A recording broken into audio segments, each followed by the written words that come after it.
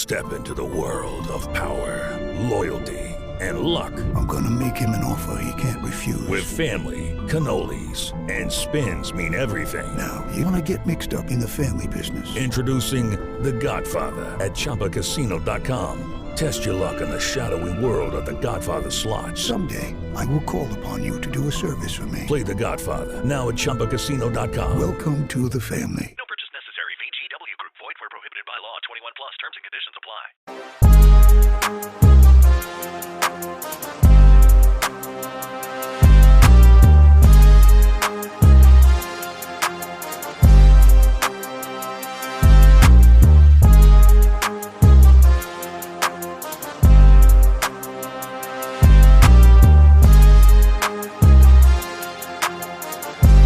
Welcome in to Two Guys, One Pod, Fantasy Football Podcast. I'm your host, Rick Porter, joined by my co-host, Justin. Justin, we are in the second episode of our Dynasty rankings. Last episode, we took on our Dynasty tight ends 1 through 8. Kept it kind of limited there, but today we're getting into the meat and potatoes of it. We're getting into quarterbacks, and then we have wide receivers and running backs afterwards. Then we're going to have a best ball pre-draft, draft, a draft preview, and then the NFL draft is right around the corner. It's a fun time in fantasy football season. You ready to get into it? I was born ready, and now I'm here. Now, I would be remiss if I didn't, once again, allow myself to introduce myself. Legendary Ball Knower, a.k.a. your favorite podcaster, a.k.a. Chev Doer Sanders, a.k.a. Chev90, a.k.a. go look on my X account to see what all's going on if you want to see more Chev Doer Sanders on the interwebs. Series of tubes. I'm ready to get into it. Let's do it. Sounds good. Before we get into this, I did want to just kind of draw attention to one. I never listened to other sports shows. Never. Like, I'll take in some fantasy content. I watch film. Like, I watch a lot of Kurt Benkert. I think he's got a lot of good film breakdown because, didn't play a lot of football growing up. So understanding why things are happening and how they're happening in certain sequence just, it makes my brain feel good to know that there's a method behind the madness. But if you haven't yet, I would really recommend that you go listen to the most recent Bussin' with the Boys podcast with Luke Kuechly. And have you listened to that yet? I've only seen snippets. It is fantastic. I mean, the most fun parts about it are when he's talking about like actual play breakdown. He's like, yeah, we're this, they're this, so I'm doing this and this. Like, it is, to hear him talk ball is awesome. Also, side note, has probably the most stacked 7th grade coaching roster of anyone in North Carolina. It's insane. We're way in the weeds. This is not at all relevant to what we're talking about, but this is what he's just kind of doing. He's just kind of messing around, living life. So he's an assistant coach for Greg Olson's 7th grader. And the coaches on that team are Greg Olson's dad, who apparently was some like high school football legend coach. Went 5 years without a loss in New Jersey. Assistant coach is Greg Olson. Other assistant defensive coach is Luke Kuechly. Running backs coach, Jonathan Stewart. That's for a 7th grade team. Yeah, I mean that's pretty neat.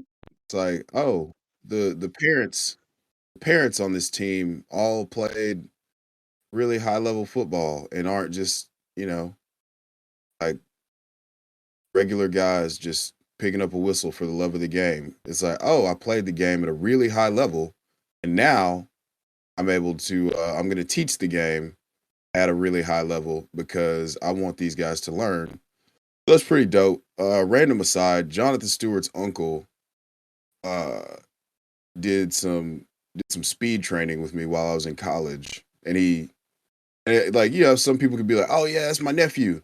This was his freshman year. They played in like the Holiday Bowl or whatever the San Diego Bowl was. He said, "Yeah, my nephew's a freshman running back for Oregon." I'm expecting to see like some scat back LaMichael James type dude. It was Jonathan Stewart. He was returning kicks at like 230 pounds. So yeah, that was pretty good. Shout out to you, Peanut. You're probably super old and probably can't Here's the thing. His uncle's name was Peanut. He had one eye, and like the other eye was just kind of that summer gun would just be just wandering in the direction that he was looking sometimes. But he was in his late 40s and he could outrun all of us. And he broke down. I ran my fastest 40 after training with him. And it was incredible. So shout out to Jonathan Stewart. Shout out to his uncle Peanut. Uh yeah. Yeah. Anytime I hear Jonathan Stewart, I think about that. So let's get into it. Sounds good. Let's get into it. Asides have been aside.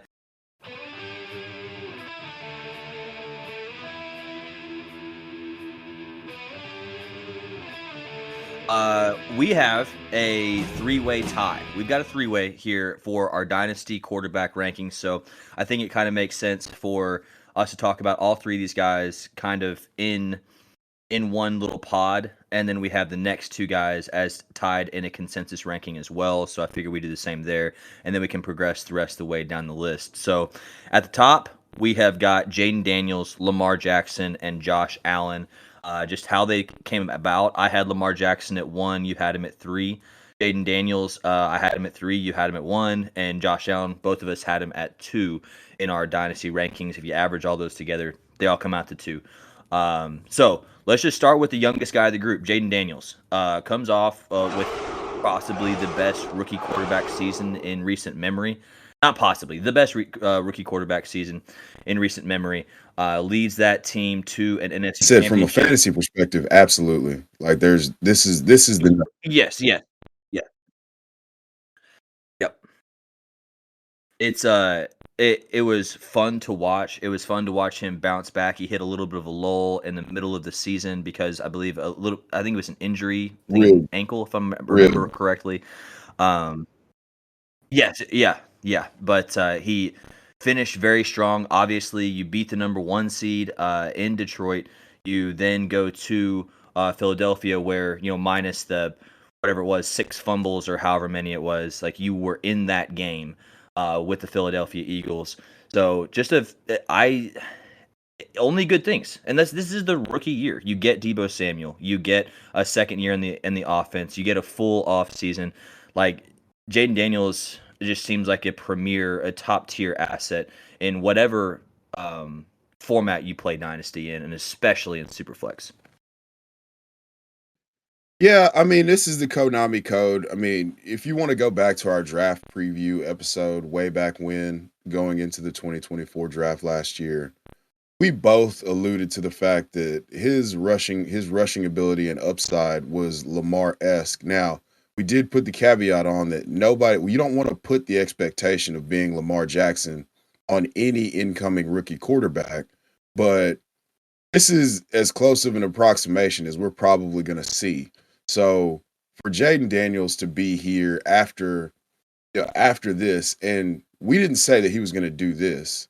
I mean, I statted him out for pretty close to this, but I still undershot it by 300 yards rushing, and I think I got his passing yards right though. But he's a special talent, and we need to enjoy this and appreciate this, and that's why I have him at my quarterback 1, because I mean if you play Dynasty in 2-year windows, I could understand the argument of putting Lamar Jackson or Josh Allen number 1. They both have game-breaking, historic upside, and we're projecting that for Jayden Daniels a bit.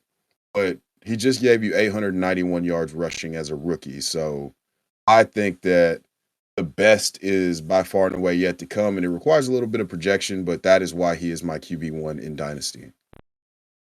Makes perfect sense. The age at 24 years old, when I think both Allen and Lamar 29. Is that correct? Lamar is 28. Josh will be 29 when the season starts. And I don't care when their birthdays are. So both 28 right now, and they'll turn 29 in 2025. Yeah, it's so we can go ahead and just Jayden Daniels, really good, awesome rookie season.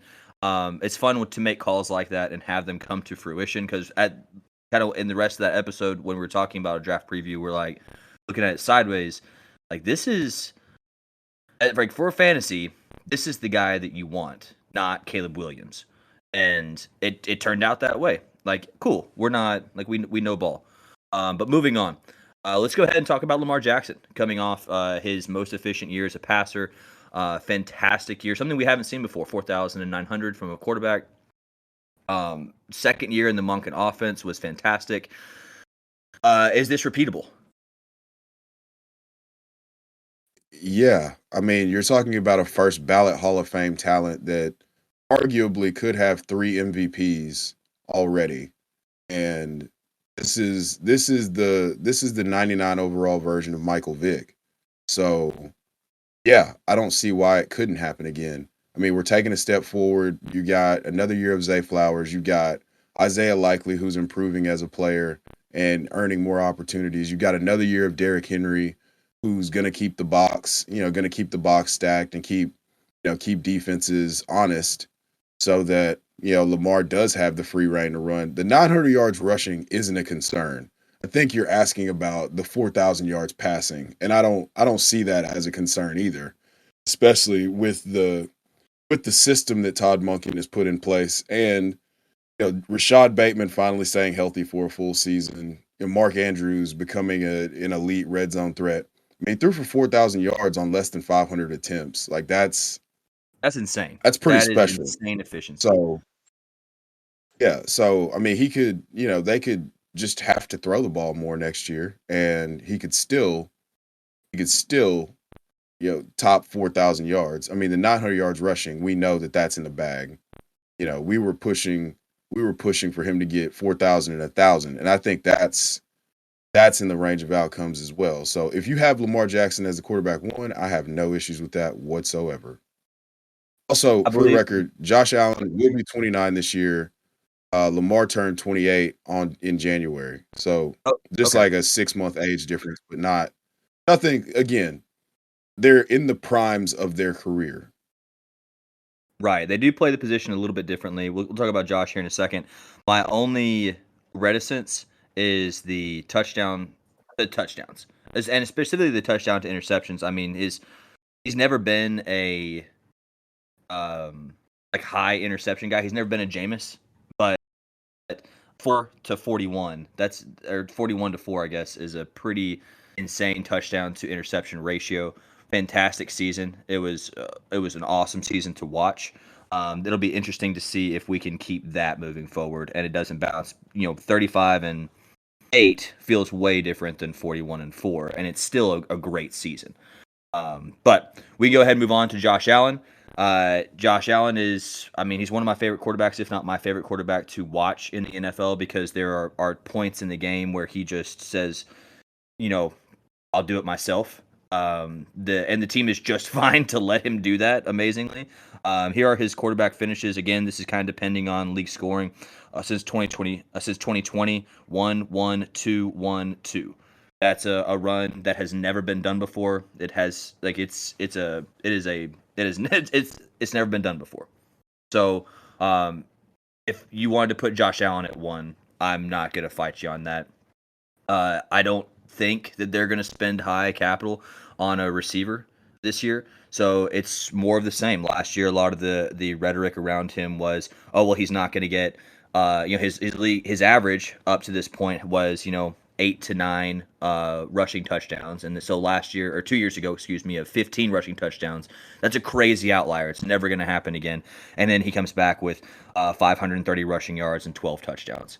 So it's in the game plan now. It's Joe Brady's just using him that way in the offense. So I think that 9 to 12 touchdowns is just about locked in as long as he's going to play 17 games. His interceptions really took a dive this year. I think with the increased usage around the goal line on the ground of Josh Allen, he dives to 6 after having years of 18, 14, 15, 10. But his passing yardage took a hit too. So without that elite one on the outside, or just a perceived one, I think Khalil Shakir is a great receiving option, but he's clearly a 2. That's what keeps him from being number 1 overall for me. Yeah, I mean, the only question is whether or not, I mean, the latest mock draft from Matt Miller on ESPN.com had them taking Jayden Higgins in the second round. I absolutely would love that landing spot. Just, maybe the Keon Coleman thing they're ready to move on from. Maybe maybe they're just out. So, Jayden Higgins landing there. I was on with Tyler on the From the Forum show last night, and I made a bold prediction that Jayden Higgins would be this year's Brian Thomas. And so, if he lands in Buffalo, that speeds up that prediction and gives it some. How to have fun anytime, anywhere. Step 1. Go to ChumbaCasino.com. ChumbaCasino.com. Got it. Step 2. Collect your welcome bonus. Come to Papa welcome bonus. Step 3. Play hundreds of casino-style games for free. That's a lot of games. All for free? Step 4. Unleash your excitement. Woohoo! Chumba Casino has been delivering thrills for over a decade. So claim your free welcome bonus now and live the Chumba life. Visit ChumbaCasino.com. No purchase necessary. VGW Group. Void where prohibited by law. 21 plus. Terms and conditions apply. Gives it some juice. So I absolutely think that they're gonna add a guy just because you can't roll out there with Josh Palmer and Khalil Shakir. And I mean, we saw they can. They did. And they weren't able to generate meaningful offense in a game that they had to win. So I don't think that. I mean, they tried Amari Cooper. It's clear that they're looking for a guy who can win outside, and Keon Coleman's just not ready to do that yet. He's too raw of a prospect. I mean, he's great contested catch, but Joe Brady doesn't like to run the offense that way. So it is far less than ideal for that reason. So I think that, we're talking about a guy who we're talking about an offense that clearly needs another playmaker. So we'll see what they do in the draft. Like I said, that Matt Miller mock draft had Jayden Higgins going to Buffalo, and I absolutely would love that landing spot. So they're going to do something. It's just how drastic it is. I agree. So something will be done. But when I said high draft capital, I meant like in the first round.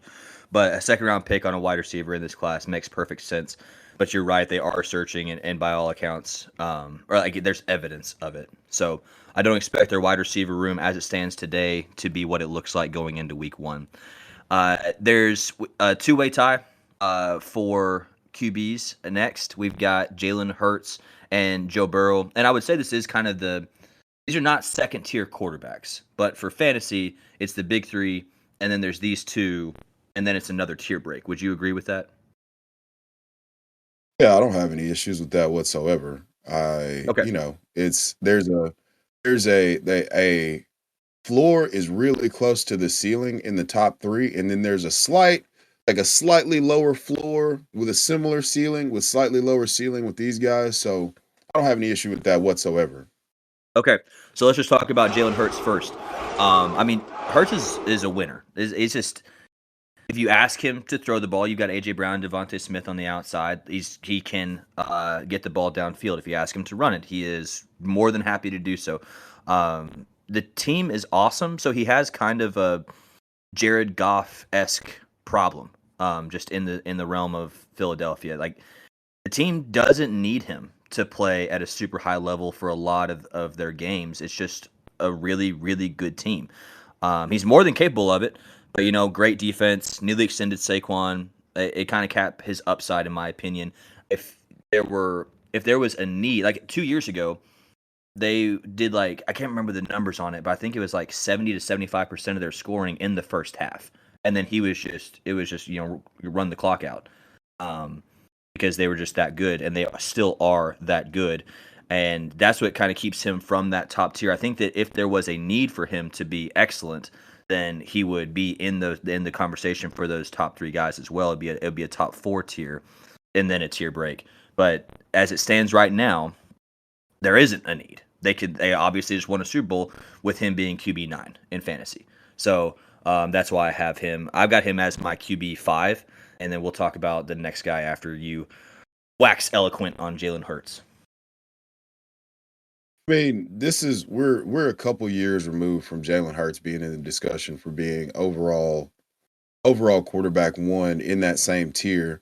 It just so happens that his team got good enough to where they could win without him having to do a lot of heavy lifting. I mean, from a real life perspective, he's fantastic. From a fantasy perspective, he's insulated because of the tush push. We've got 4 straight years of double digit touchdowns. And I think that I mean that's locked in at this point. You know, we talked about Josh Allen being an outlier because of the volume with which he runs the ball and the touchdown regression. But I mean, this one they literally have a play that they're considering banning because it's locking him into a fantasy ceiling that is elite.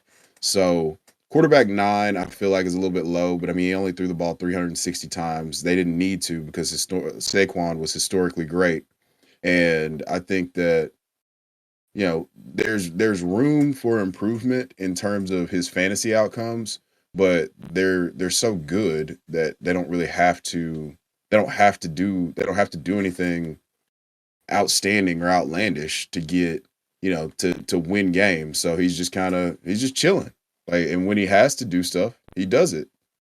And they have elite weapons that they've invested hundreds of millions of dollars into. So the outcome the outcome for me is limited because again, he only attempted 360 passes last year, whereas Joe Burrow threw 652. So the passing ceiling is limited, and that's why if you put Burrow ahead of him, that's fine. I just think that the rushing floor allows for him to maintain a safe enough floor slash ceiling combination that I will always take the guy who's going to score points with his legs over a guy who's a prolific passer any day of the week. Okay, let's go ahead and talk about him. Joe Burrow. I mean, the Bengals have literally put their money where their mouth is. I think it's 1/5 of their salary cap over the next 4 years is tied up in 3 offensive players. That's however you think about designing a team. That's not it. Terrible Right. defense. Check. They have no offensive linemen to speak of. I expect them to spend up on offensive line and possibly Will Campbell if he's still there, if he slips far enough. But and probably for the rest of the Well, draft, they have spending it on to. defense. But They've invested heavily on their offensive tackles. It's the guards and center that they're gonna have to reinvest in. Like Orlando Brown and Amarius Mims was their 2024 first round pick. Uh, I think that they're gonna have to do some doing. But an important note on the T. Higgins contract is they can get out of that contract after the 2026 season for I think $7.5 million in dead cap. So it's a front loaded contract. It's really like 2 years, like 60 something $million. I'll pull it up real quick. But and another thing is they're screwed if the cap doesn't continue to increase the way that yeah, they projected it to increase. they are. But all that to Yeah, say it's that I said earlier that I did not like this last year felt like a ceiling outcome for Joe Burrow, and just by their spending in the offseason, like nothing that they have done makes me think now like I've corrected my position. Like he is going to have to throw the ball 700 times to keep them in games. And if you aren't going to spend on your defense, if you're not going to extend Trey Hendrickson, if you're not going to, spend on the linemen that were available as free agents, then I mean you are going to have to throw the ball so much. And Joe Burrow did it last year. I mean, he finished depending on your scoring formats, between 3 and 2 QB overall, and that's it. Defenses don't get rebuilt in a year or two. Like generally, it's a 2 to 3 year project. It's not like you might get them from the worst in the league to middling, but it's not going to go from worst to first. So yeah, that's why I have Joe Burrow above Jalen Hurts, just because the necessity, and it's a little bit easy. Like yes, his passing production is more volatile, or passing production as a rule is more volatile than rushing production for quarterbacks, but I can very easily see a path for the next 2 to 3 years for Joe Burrow where he is absolutely going to have to sling it a la Drew Brees before the Saints figured out their defense. Yeah. I mean, I don't disagree with that at all. I think that, they're pretty much locked into committing to the bit. Like I said, I was on with Tyler last night, and I one of the bold predictions was that Ashton Genty falls to the Broncos at pick 20. But I think committing to the bit for the Bengals would be Ashton Genty going at pick 18 to the Bengals. Like there's no limit to how far they'll take this thing to make sure that they can win games with offense. And here's the thing. Joe Burrow is a Hall of Fame caliber talent. So, you have special situations that allow for special outcomes to be had. And this is a particularly special outcome because any time that he plays 17 games, he's gonna throw for over 4,000 yards and probably 30 to 35 touchdowns at bare minimum. He's that good of a talent, in my opinion. Just in terms of throwing the ball, in terms of anticipating and playing the position at a high level, he's one of the best. So you can entrust him with the workload that he's going to be tasked with because their defense is so bad, and you might come up roses more time than you do boo boo. How to have fun anytime, anywhere. Step 1. Go to ChumbaCasino.com. ChumbaCasino.com. Got it. Step 2. Collect your welcome bonus. Come to Papa welcome bonus. Step 3. Play hundreds of casino-style games for free. That's a lot of games, all for free? Step 4. Unleash your excitement. Chumba Casino has been delivering thrills for over a decade. So claim your free welcome bonus now and live the Chumba life. Visit ChumbaCasino.com. No purchase necessary. VGW Group. Void where prohibited by law. 21 plus. Terms and conditions apply. Just to put some numbers to it, not speak in generalities. Any season that Joe Burrow has played 16 or more games, because 2021 was a 17-game season, right? Yep. Like that. That's yeah. So it was 16 or more. He missed a game in 2021. So the number is 16. If he has played 16 games in a season, he has not finished with less than 4,500 passing yards and 34 passing touchdowns. If he plays 16, he is putting up those numbers. That's Yeah. I mean, he's special. He's just special. Like you get the anecdotes about him sharing traits with first responders and serial offenders because he's unflappable. And to that point, Joe Burrow, looking here at PFF, 37 big time throws this year. That tied Josh Allen for first amongst quarterbacks with at least 450 dropbacks in 2024. So, like I said, you can entrust him, and that all is along with only 15 turnover-worthy plays, which was the lowest amongst all quarterbacks with 450 dropbacks. So, yeah, you can entrust him to go win you football games, and he's gonna win you football games. Period. Like that's just whether or not it's enough to get them in the playoffs because their defense is trash. We don't know, but we spent enough time here. This top five is incredible, and I mean I love it so much. So we spent a lot of time here. We're gonna get into the nitty gritty of it moving forward, though. I'm sure we'll have some disagreements. I am sure we will. So here's what it is. Patrick Mahomes comes in at quarterback 6 in our rankings. You are significantly higher than I am on Patrick Mahomes. Actually, no, you're not. No, you're not. We're both at 7 for him. It's an odd spot to be in. Speaking about Patrick Mahomes in this fashion, because of how drastic isn't there, stark maybe, how he burst onto the scene in his second year in the league, his quasi rookie year with 5,050 or 40, whatever it was. And now we've had 2 years in a row of declining production from 3 years ago. But now we're in a situation where the defense is a couple years older. They're starting to lose a couple of the guys that were stalwarts on the defense. And there's a need for him to start slinging it again. And they've got some guys. Xavier Worthy looked excellent as a rookie. He finished the season very strong, a la a rookie season Tyreek Hill, a rookie season Rashee Rice. They're going to get Rashee Rice back from the injury at some point, and he's going to have to serve a suspension most likely, probably 2 games or less.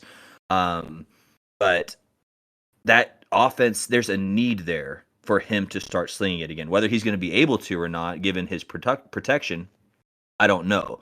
But the need is back, in my opinion. So to project that and still have him at QB7 is an odd spot to be in. How do you feel about him this year? And moving forward, obviously, since we're talking about Dynasty. I mean, we're talking about a guy who has a similar outcome ceiling to Joe Burrow. I mean, it might be even higher because he's thrown for 5,000 and over 40 touchdowns twice. And he did it once with, future Hall of Famer Tyreek Hill and Travis Kelce, and he did it once with just Travis Kelce as the primary pass catching option. So if they're allowed to if they're going to allow, take the roof off and allow him to sling it again and be, Magic Mahomes, this is an incredible value. The thing is people forget that there were periods of Tom Brady's career where he was just winning football games and it wasn't sexy for fantasy. And then you have those pockets where it's like, oh, this is incredible for fantasy, where he has a Gronk, a prime Gronk, and then a great pass catching running back in James White, and he spikes a touchdown. He spikes in touchdowns. So, I mean, we're in a valley in terms of fantasy production for Patrick Mahomes. And his ranking right here is representative of that for me. I have a younger guy ahead of him in my rankings, so I think that this is as low as his value will probably get. I mean, he's in the conversation for greatest quarterback of all time, from a real football perspective, and from a fantasy perspective. Like I said, the ceiling is as high or higher than Joe Burrow's. So. Hello, it is Ryan, and we could all use an extra bright spot in our day, couldn't we? Just to make up for things like sitting in traffic, doing the dishes, counting your steps, all the mundane stuff. That is why I'm such a big fan of Chumba Casino. Chumba Casino has all your favorite social casino-style games that you can play for free anytime, anywhere with daily bonuses. That should brighten your day a little. Actually, a lot. So sign up now at ChumbaCasino.com. That's ChumbaCasino.com. No purchase necessary. VGW Group. Void where prohibited by law. See terms and conditions. 18+. I think where we are right now is just representative of what we've actually seen for the last 2 years. But again, you hit it on the head when you said, hey, their defense, they're going to lose some key pieces. They've retained as many guys as they can. They're about to have to redo Patrick Mahomes' deal because of the ridiculousness of the salary cap. And I mean, right now, I believe he's like the 14th highest paid quarterback. And so they're about to have to redo his deal, which means that he is going to, they're going to have to lean back on him more. And that means to me that we're going to get closer to the Legion of Zoom, the 2019 Patrick Mahomes than we are the game manager that's just 4,028 or 4,030 or whatever it was. So I think that we're closer to that than we think, and this ranking is representative of where he is right now, not where his ceiling is. Agreed. So would you call this a buy window for Patrick Mahomes? Would you project that? Unequivocally. This is as cheap as he will be in his career. You're talking about it. Like I said, you're talking about an asset that can go 5,050. Like that's not outlandish. He's got one of the best play callers of all time. He's got all of the requisite talent. We're talking about a guy who Travis Kelce is aging. He still had 130 targets this year. Rashee Rice was on pace for 1,600 yards and 164 targets through his first 3 games before Patrick Mahomes submarined him into the upside down on an interception. We're talking about Xavier Worthy, who paced for 952 yards and I believe 7 or 11 touchdowns over the second half of the season. That's you did some digging on that one. Great find by you. So we are it's a screaming value in my opinion. So yeah. I like it. I like it. Let's go ahead and talk about that young guy you have ranked ahead of him. Bo Nix comes in at QB8, consensus QB9 for me.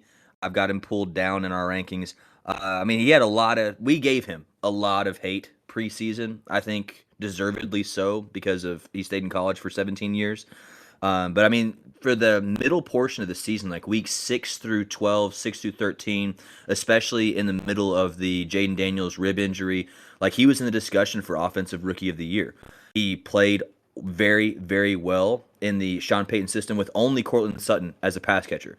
If they can have some semblance of a run game that fits the Payton system, like, as we have seen it operate before, if Evan Engram can be used as that kind of joker role that Sean Payton does love to use, I think that Bo Nix is going to have a very, very good next 3 to 5 years. And your ranking of 6 is a bit hot for me, but I'm sure project and try to get value where you can. And I mean, I'm in on Bo Nix. Well, a lot of the same things that we said about Jayden Daniels in terms of, or what I said in terms of projecting a little bit. Well, okay, so we have a guy who Sean Payton is actively trying to surround him with better weapons. Courtland Sutton, who I've been absolutely in love with since 2019 as a fantasy asset. He has his first 1,000-yard season since 2019 with Bo Nix at the helm and nobody else to catch passes. We talked about that Broncos running back room that combined for 81 receptions, and they were desperately searching for an answer in the joker role. So they've signed Evan Engram. So that's another tool in the tool shed. And then we have, them visiting with running backs galore at the combine, and I need to update and see if the top 30 visits they've done. But I'm convinced that they're going to continue adding weapons, and that defense was better than it was ahead of schedule. They returned to prominence in a way that we didn't really. I mean, Zach Allen was incredible. Nick Bonito, they've done some things to add. Oh, so here are the top 30 visits they've had. Oh my gosh, they've had Caleb Johnson, Quinshon Judkins, Terrence Ferguson, DJ Giddens, Nash Jones, an offensive lineman, Trey Wittig, an offensive lineman, and Jaden Blue from the University of Texas.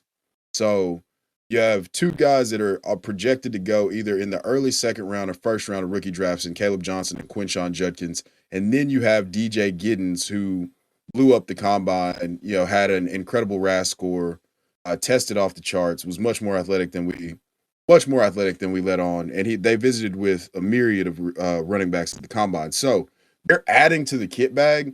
And, just to, again, close the loop on this, Bo Nix and Jayden Daniels are the only quarterbacks to account for over 4,000 yards of offense, throw 30 touchdowns, account for 30 touchdowns, and win 10 games as a rookie. So, yeah, I think that we're not close to the ceiling, and Dynasty is about being early to a party. This is me admitting defeat to anyone who loves Bo Nix. I come to you, listenership, with full contrition. I was wrong about Bo Nix, and this is my olive branch to those of you who were Bo Nix believers from the beginning. I think it's a very small crowd, so you're not apologizing to that many people, but I'm sure they'll let you hear about it on the socials. At QB8, we've got Caleb Williams. In a previous episode, not that long ago, I said that I would be willing to take Caleb Williams at QB8 in redraft, as high as QB8 in redraft, and it's similar for Dynasty. I can't think of a better situation as it stands currently for a young quarterback. Like, yes, it's good for Jayden Daniels to get Deebo Samuel. Yes, it's good for him to already have Terry McLaurin. Yes, Bo Nix, it looks like they're going to surround him with weapons. They've already done that with the Evan Engram signing. But Caleb Williams gets a preeminent offensive mind in the building, not Shane Waldron or Eberflus or whoever else they want to throw in there. And you get Rome Odunze, you get Keene coming back, you get DJ Moore. they're, I think, another candidate to take a running back on day 2. You get 3 new offensive linemen that are good. They're dogs. You have a good defense. Like, he is in a great situation. I think he's got a lot of Kyler Murray in him and how he plays the game off schedule and even on schedule. He took a lot of sacks this year. If they can keep him upright in a good offensive system, I think Caleb Williams is also going to have a great second year of this 3-pack of rookie quarterbacks that we had in 2024. Yeah, I absolutely. I mean, you know me. I'm pretty pro Caleb. I'm very pro Caleb. I think that it happens. It's gonna happen in a major way this year. I just, in terms of what it may bear itself out to be fantasy wise, I'm just prepared for it to be a little bit more measured than I was last year. Now, last year he did come within 297 yards of breaking the all-time Bears passing record with a guy who might be sitting in a bathtub laughing at his own fart bubbles calling plays for the first 12 games of the season. He is a special talent. There's just a couple. There's one guy that I ranked ahead of him. Caleb is my quarterback 9 here. There's one guy that I ranked ahead of him that I think has just, kicked the can a little bit further down the road.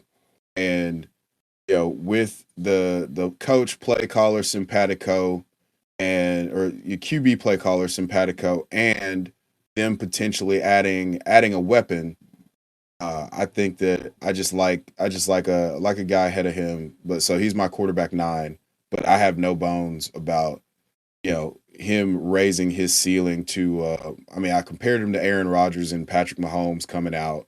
So there's a world to me where he lights the world on fire. I'll be more tempered here and just be a little bit more conservative in my ranking for right now. Agreed. I think that you are kind of the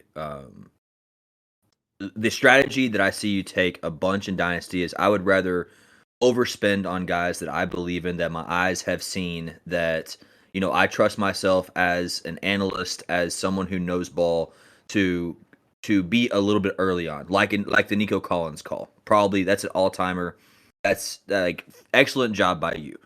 I think that I am there with Caleb Williams. I'm kind of willing to overpay and be early because what he was doing to just claw them back into some of those games after they were down by 2-3 scores was purely Caleb Williams and almost. Hey, it's Ryan Seacrest. Life comes at you fast, which is why it's important to find some time to relax. A little you time. Enter Chumba Casino. With no download required, you can jump on anytime, anywhere for the chance to redeem some serious prizes. So treat yourself with Chumba Casino and play over 100 online casino-style games, all for free. Go to ChumbaCasino.com to collect your free welcome bonus. Sponsored by Chumba Casino. No purchase necessary. VGW Group. Void where prohibited by law. 21 plus. Terms and conditions apply. In spite of the offense that he was playing in, not because of the offense he was playing in. So I didn't expect myself to be here. Normally, I take the approach that you are currently taking with Caleb Williams and have a more tempered, even keel. Like, let's kind of see what happens. But with Caleb specifically, I'm in. I'm willing to overpay a little bit to get him on some super flex rosters. But we can talk about that guy that you have ranked ahead of him. I love it. At Hold on, QB hold on, 8. hold on. Okay, what? Hold on. This is a landmark moment for us as analysts and as a podcast. Like, you being willing, well, one, that's the absolute correct approach in my opinion, because we all thought that Marvin Harrison Jr.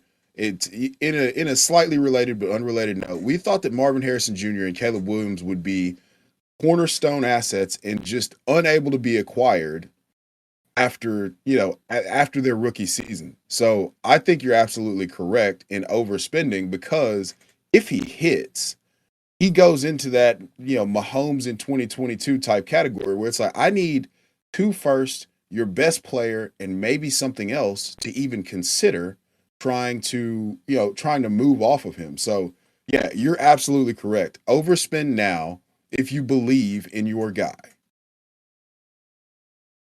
Why don't you talk about your QB8, our consensus QB9 quarterback? Justin Herbert. Justin Herbert is he's everything that you want in a quarterback. We saw the mobility. I think people forget that going into the beginning of the season, he was hampered by a Liz Frank injury at the beginning of the season. Then he has a high ankle sprain that makes him leave the Steelers game and hampers him for a couple weeks. But then we got a full pocket of games where he was at his best and he was outstanding. I think that this was more of a floor outcome. They had to establish a culture in Los Angeles, and that's what Khakis Hardball does. I'm not going to try to figure out which one is Jim and which one is John. I know it's Jim today, but sometimes I forget, so I just call him Khakis to be safe. And what we're gonna get from Justin Herbert. I mean, he was third. He was third in big time throws with 33. I mean, Lad McConkey was his only reliable weapon for parts of the season, where they're relying on Will Dissly, and Lad McConkey only commanded 112 targets last year. So you saw what he did in a featured role in the playoff game. He set a record, and I think they're gonna add another piece in the draft. So my ranking here is more so about Justin Herbert being a prodigious thrower of the football and them adding a weapon. And plus, now we're getting to see the athleticism. He's able to use his legs a little bit more. So we're going to have an established rushing floor. We're in a Greg Roman offense that is going to establish it. But now you have the ability to access all parts of the field with a guy who can put the ball. He can throw a football through the eye of a needle. So I again, a little bit of projection, but he's kicked the can a little bit further down the road than Caleb Williams. So I'm really excited to see what that means for this offense in 2025. I think some people are going to be a bit reticent to give him top 10 status in dynasty rankings because the last 3 years haven't been good on the year. He had the slow start, which we've talked about it, and I will continue to talk about it, that the first 4 games weigh so heavily in our minds. Because if your fantasy team starts out 0-4 and you check out for the rest of the season, which a lot of people do, you don't see what happens toward the end of the season. You don't have the context of, oh no, Justin Herbert was coming back from an ankle injury. Okay, you don't have the context of the latter parts of that season, and then we're 2 years removed from like before the injury in 2023. He was QB1, ahead of Josh Allen, ahead of Lamar Jackson, ahead of anybody else that you want to have in that conversation. He was QB1 on a per game basis until his injury. So when you see 12, 17, 11 for the last 3 years, it looks bad, but Justin Herbert is awesome. And I think you're right. What do you think about the Mike Williams signing? Because I think that is there's more to that than just it's a veteran contract, whatever. I think there's a familiarity there. If he's able to stay on the field, I could see him being a very viable wide receiver too for this team. Yeah, if he's able to stay on, if he's able to stay on the field, I think he's absolutely an asset. They desperately needed a wide receiver to be able to win outside, on those big boy routes that Mike Williams is so adept at winning at, despite Aaron Rodgers' consistent shade of him that led him to get cut in New York. So I think that that's a big time signing. I still think they're going to add somebody, maybe a Jaden Higgins, maybe a Trey Harris, maybe an Alec Ayomanor, the catching Canuck. They need that role in the offense to free Lad McConkey up to play Z or slot and, just consistently be able to separate underneath. And, he's a dynamic run after catch threat. So but they need another guy to command, like to take that attention away from him to be able to operate with freedom and autonomy underneath. I fully agree. I fully agree. Um, we we're gonna move on to our 10th quarterback, and we're not gonna get to talk. Come on, I'm excited. Okay, uh, this is our consensus 10th quarterback. We're not gonna get to your 10th quarterback, just so you know. That's fine. Okay, Jared Goff comes in at number 10 overall for us as a consensus. My ranking is doing the heavy lifting here. I'm not even lying about that. Um, I I I was looking at it, and it felt hot takey, and I guess it is hot takey. I got him at QB6. Lord Um, have mercy. it's I, Yeah, which is weird because I'm in on Caleb Williams, and I'm not as in as you on Bo Nix. I'm not in as you on Justin Herbert, two guys that I liked in the middle of the season, and I'm not a Goff guy, but I mean he's put up QB6 and QB7 in back-to-back seasons with 4,500 plus yards, 30 plus touchdowns in both. He was top 5 in MVP voting. There's continuity in the offense. They brought back a familiar face to be his OC. Like, this was the highest offense in scoring last year, top 5 in offense the year before that. He's 30 years old with a definite 4 years left on his contract. Like, when we're looking at like, unless you get a Jayden Daniels, unless you get a Josh Allen, Lamar Jackson, unless you get one of those guys, 3-ish years is what we're hoping to project at almost any position. Besides, I mean, it's Dynasty. Things change so much in the Dynasty landscape. I don't see that change for Jared Goff outside of injury. Like, you've got Jamison Williams, you've got Amon-Ra St. Brown, you have a healthy run game, you've got a rookie Sam Laporta. What is changing? So one year he throws for 42 and 28. Okay, like, that's not a great year, but then the next year he's got back-to-back years of what you are hoping for, like, Patrick Mahomes to bounce back to. So, yes, hot takey, but I stand by it. Oh, I don't fault you at all. I don't fault you at all for this. I mean, in terms of safety, this is where usually we would have Dak Prescott, because the ceiling is there for him to explode in the manner in which that he's been capable of exploding. But Jared Goff has been absolutely steady for the last 2 years, maybe even 3. He was quarterback 10 3 years ago. So I have no problems with this. The ecosystem will support him to a top 10 finish on the aggregate year in and year out. I mean, behind the pocket passers, the guys that win with their arm, he's probably third behind Mahomes and Joe Burrow in terms of consistency with the arm. So I don't have consistent results with the arm, rather. So I don't have an issue. I don't have an issue with this. I'm not going to. I have guys higher that have a little bit more rushing upside, and so that was my process. But I don't have an issue. This is safe. This is what's actually happening. And the beautiful part about it is, if you have Jared Goff in this tier, you're able to go trade for him without having to pay for what he is in your tier.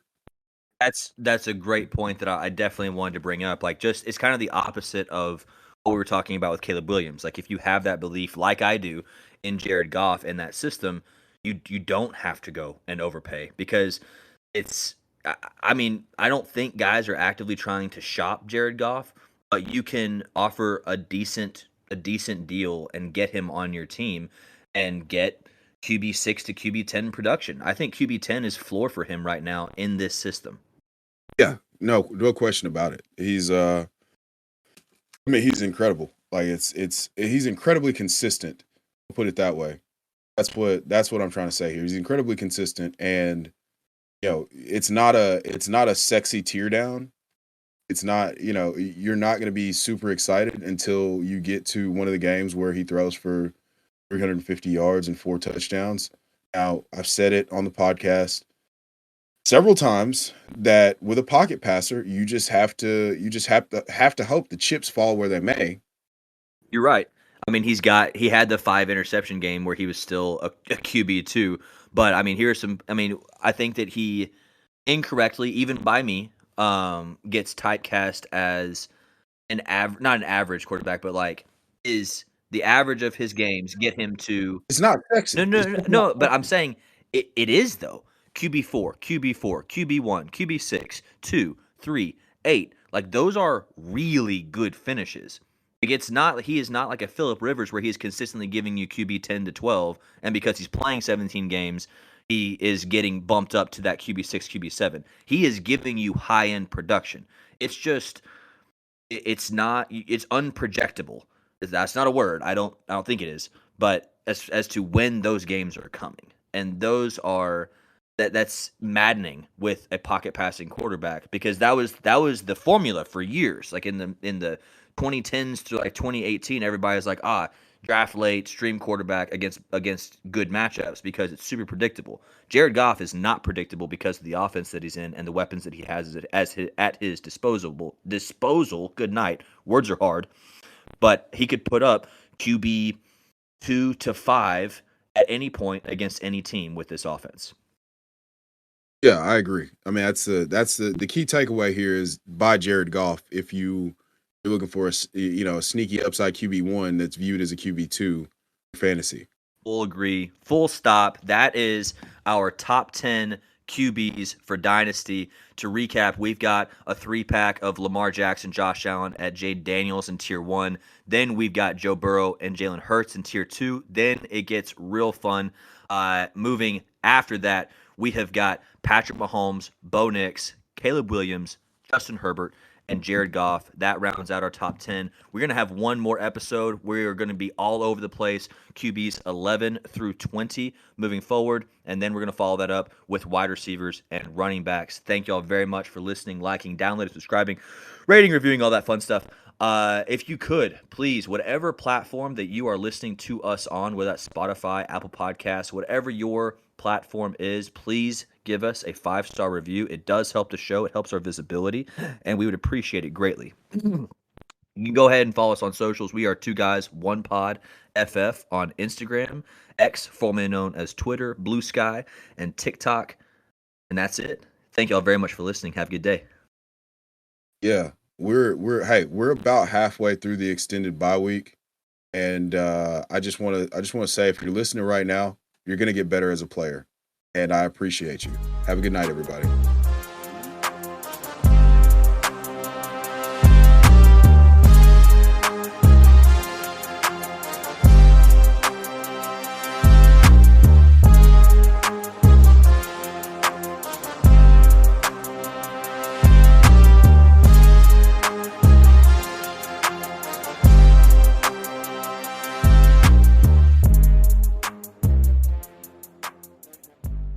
Hello, it is Ryan, and we could all use an extra bright spot in our day, couldn't we? Just to make up for things like sitting in traffic, doing the dishes, counting your steps, all the mundane stuff. That is why I'm such a big fan of Chumba Casino. Chumba Casino has all your favorite social casino-style games that you can play for free anytime, anywhere with daily bonuses. That should brighten your day a little.